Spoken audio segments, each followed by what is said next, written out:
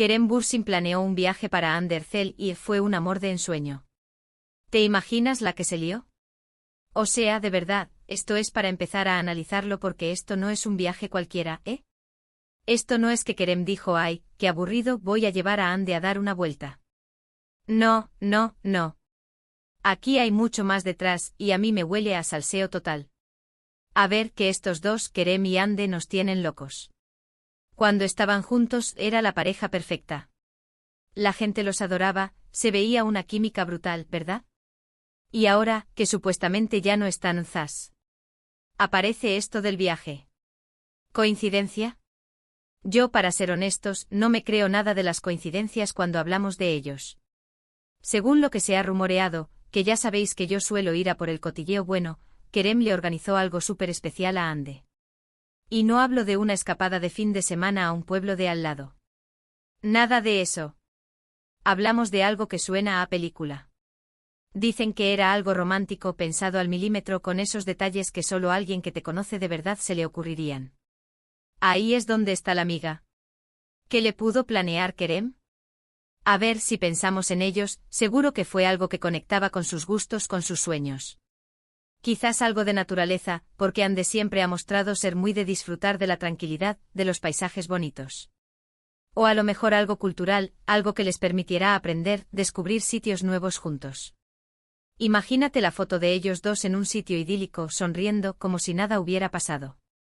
Lo que yo creo que está pasando aquí es que hay una historia que todavía no ha terminado.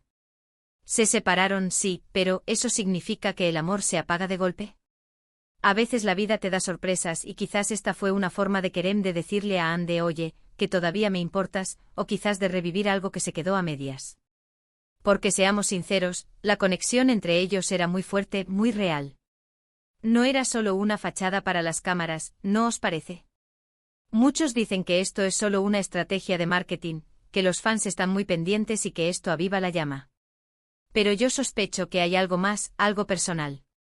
Si Kerem se tomó el tiempo, el esfuerzo y el dinero para planear algo así, tiene que haber un motivo de peso. No es solo por tener una historia para los medios.